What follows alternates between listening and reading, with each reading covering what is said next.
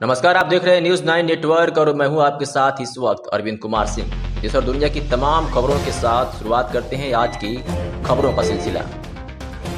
लखीमपुर खीरी में मोबाइल पर TikTok video बनाना 3 स्कूली छात्रों को महंगा पड़ गया। वीडियो बनाने के दौरान सरकारी स्कूल की छत से गिरकर 3 बच्चे बुरी तरह घायल हो गए। छत से गिरने पर तीनों के सिर फट गए। परिजनों ने तीनों को नजदीकी अस्पताल पहुंचाया, जहां इलाज के बाद बच्चों को घर भेज दिया गया है। ग्रामीण रामपाल बताते हैं कि छुट्टी के बाद तीनों स्कूल परिसर में घुसे और दीवार के सहारे छत पर चढ़ गए और मोबाइल पर अपना वीडियो बनाने लगे। फिलहाल तीनों घायल बच्चे खतरे से बाहर हैं। आपको बता दें कि ईसानगर थाना क्षेत्र के पोखरा गांव के विनय पांडे, सत्यम और पुलकित उच्च प्राथमिक विद्यालय पोखरा के छात्र हैं। तीनों बच्चे स्कूल की चोटी पर खड़े होकर टिकटॉक ऐप पर वीडियो बनाकर अपलोड कर रहे थे। इस कवायद के दौरान तीनों वीडियो बनाने में इतना मशगूल हो गए कि उन्हें पता ही नहीं चला कि कब वो छत की मुंडेर तक पहुंच गए। वीडियो बना रहे तीनों लड़के के बाद एक धड़ाधड़ छत से नीचे गिर गए, जिसकी चीख पुकार सुनकर मौके पर पहुंचे परिजनों ने अस्पताल पहुंचाया, जहां तीनों का इलाज जारी है। अरे भैया, स्कूल में है का पोखरा स्कूल पर 3 बच्चे चढ़े रहा तो टिकटॉक वीडियो बनाते रहे और ऊपर कहें गिरे, पाछे कहें तो का खोपड़ी सब फट गए, उनका सब टाका लग गए।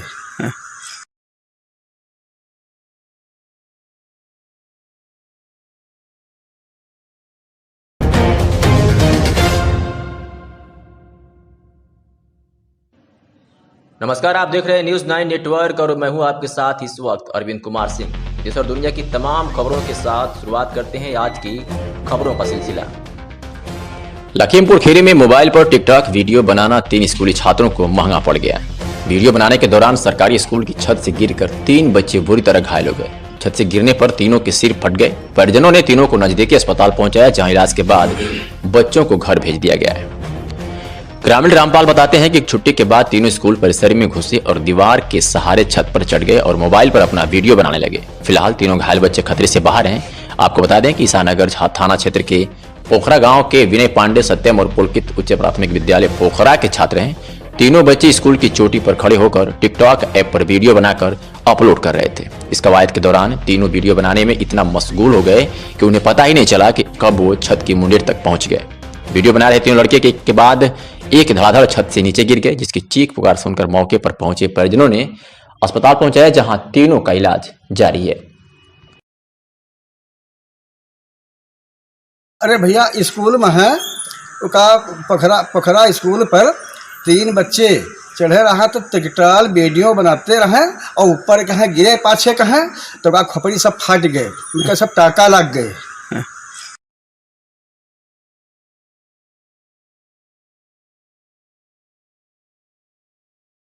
और ये खबर हरदोई से है, जहां देश में फेक करेंसी की भरमार होने के बाद नरेंद्र मोदी सरकार ने वर्ष 2016 में देश में नोटबंदी लागू की थी, ताकि देश में चल रही फर्जी करेंसी पर लगाम लगाई जा सके। लेकिन शायद देश के अपराधी जिम्मेदारों से 4 कदम आगे हैं। ये हम नहीं कह रहे हैं, बल्कि हरदोई में हुई इस एक घटना से पूरी दास्तान को बयां कर रही है। दरअसल हरदोई में ग्रेजुएशन में पढ़ने वाले 4 छात्रों ने मिलकर यूट्यूब की मदद से फर्जी करेंसी बनाकर लाखों की करेंसी मेले और ठेलों पर चला दी।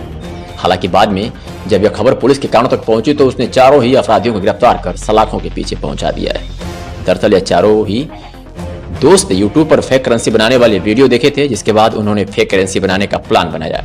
इसके लिए बाकायदा इन्होंने शाहजहांपुर जनपद से अच्छे कागज की खरीद की, जो कि सेम नोट से मिलता जुलता हो। इसके बाद उन्होंने एक विशेष प्रकार के लेजर स्कैनर को खरीदा, जिससे किसी भी चीज को स्कैन करने में असली और नकली का फर्क जरा भी ना पता चले। इन चारों ने मिलकर कोतवाली शहर इलाके के सरवन देवी में एक कमरा किराए पर लिया और फिर यहां एक पर प्रिंटर लगाकर पहले 100 के असली नोटों को स्कैन करके उसकी नकली करेंसी बनाकर जिले और जिले के बाहर में मेलों में चलाना शुरू किया। उनकी पहली कोशिश जब इन्हें कामयाब होती दिखी तो इन्होंने भारी मात्रा में फर्जी करेंसी छापकर उसको चलाना शुरू किया। 100 के नोटों से हुई शुरुआत जब बराबर कामयाबी पाती गई तो इनके हौसले बुलंद हुए और उसके बाद इन्होंने 100 की करेंसी के अलावा 500 की करेंसी भी छापने शुरू कर दी। लेकिन लाखों रुपए की सप्लाई जब मार्केट में हो चुकी तब इसकी भनक हरदोई पुलिस को भी लगी। हरदोई पुलिस ने जब अपने सूत्रों से तार जोड़े तो पता चला कि टडियावा इलाके में कुछ लोग फर्जी करेंसी की सप्लाई देने वाले हैं। पुलिस ने जाल बिछाकर इन चोरों को गिरफ्तार कर लिया और इनके पास से 1,26,700 के नकली नोट और 6,630 के असली नोट बरामद किए। इसके अलावा 500 के तकरीबन 8 नकली नोट बरामद किए हैं। एसपी आलोक प्रियदर्शी ने बताया कि चारों की चारों ही ग्रेजुएट के छात्र हैं, लेकिन इनकी गलत हरकतों ने अपराधी बना दिया है। फिलहाल पुलिस ने इन चारों को गिरफ्तार कर जेल भेज दिया है। उन्होंने चलाए हैं। जब इनकी हिम्मत बढ़ गई तो उन्होंने 500 रुपये के नोट भी छापने शुरू कर दी, जिनमें से कुछ नोट हमने बरामद किए। कुल बरामदगी 1,26,700 रुपये के नकली नोटों की है। 4 मोबाइल फ़ोन जो इन अभियुक्तों के पास से बरामद हुए हैं, एक प्रिंटर है और कुछ असली नोट भी बरामद हुए हैं जो जिनके सहारे ये लोग नकली नोट बनाते थे। अभियुक्तों से पूछताछ की जा रही है और बाकी तथ्यों का पता लगाया जाएगा। सर, ये लोग नकली नोट बनाने के लिए पेपर का इस्तेमाल करते थे। कहाँ से पेपर आता था और किस तरह का ये पेपर है? ये पेपर वैसे तो नॉर्मल पेपर है, लेकिन इस पेपर की क्वालिटी बहुत अच्छी है। बहुत ये अच्छा करारा पेपर है और इसको अलग से वो शाहजहाँपुर के एक शॉप से जहाँ पे खास करके पेपर मिलता है, वहाँ से इस पेपर को प्रोक्योर।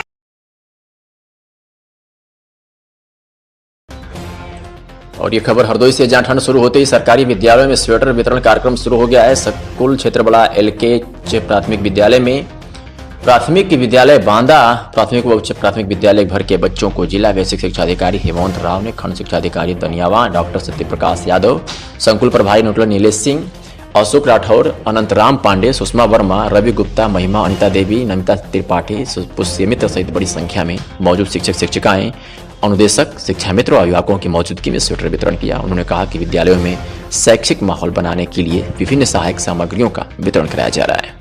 सबसे प्रमुख कार्य पठन पाठन है।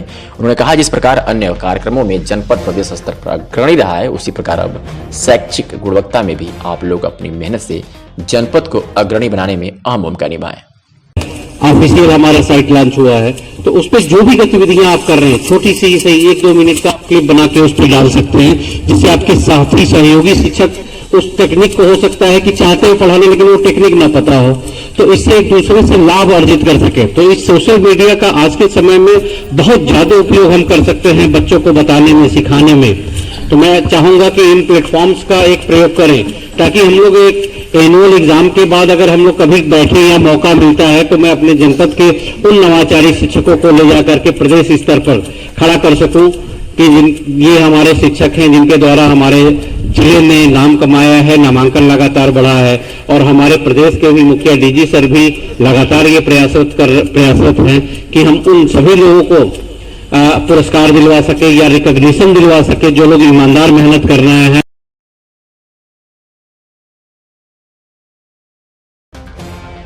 जिला अधिकारी आशुतोष निरंजन ने सघन मिशन इंद्रधनुष का शुभारंभ किया है। बस्ती जिले के सदर तहसील के घरसोइया गांव में कार्यक्रम का आयोजन हुआ है। सघन अभियान के तहत उन बच्चों का टीकाकरण किया गया जिनको अभी तक टीका नहीं लगाया गया था। उन बच्चों को टीका लगाया गया।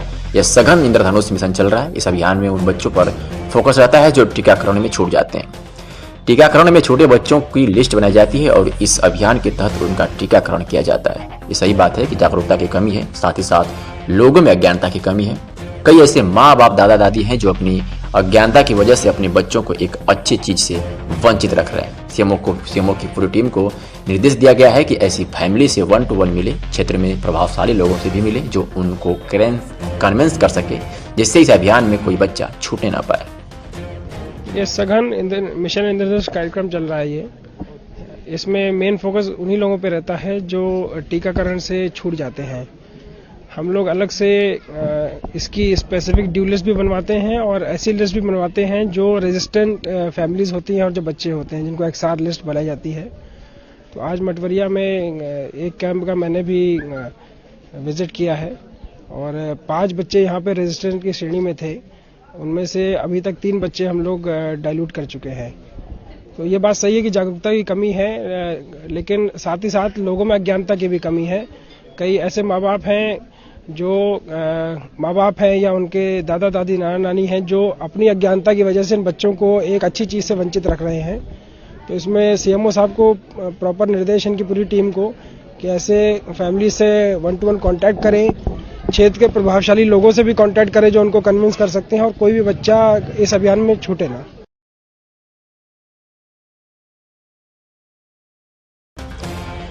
बाराबंकी के जैतपुर पुलिस ने मुठभेड़ के बाद एक लूट की मोटरसाइकिल को बरामद करते हुए 2 लुटेरों को गिरफ्तार कर लिया है, जिनके पास से देसी तमंचा, जिंदा कारतूस, लूट की गई धनराशि बरामद करते हुए जेल भेजा गया है। आपको बताते चलें कि ये लुटेरे एक राहगीर को अपना टारगेट बनाते हुए एक मोटरसाइकिल तथा आधार कार्ड व नकदी को लूटने का प्रयास किया, जिस पर राहगीर ने इनकी सूचना पुलिस को दिया। लूट के बाद भाग रहे लुटेरों का जैतपुर पुलिस ने जब पीछा किया तो पुलिस पर लुटेरों ने जानलेवा हमला करते हुए फायर किया, जिसे पुलिस पार्टी किसी तरह अपने को बचते बचाते हुए लुटेरों की घेराबंदी करते हुए धर दबोचा। वहीं पकड़े गए लुटेरों के ऊपर पहले भी गंभीर धाराओं में मुकदमा पंजीकृत है। इसी दौरान दूसरी ओर जैतपुर पुलिस के द्वारा किए गए इस कार्य से एसपी आकाश तोमर प्रशंसा करते हुए 20,000 रुपए का नकद पुरस्कार देने की घोषणा की है। किए गए हैं और लूटी गई मोटरसाइकिल 300 रुपया व डीएल आदि सभी बरामद कर लिया गया है और ये पूरी टीम ने बड़ी ही त्वरित गति से कार्रवाई किया है।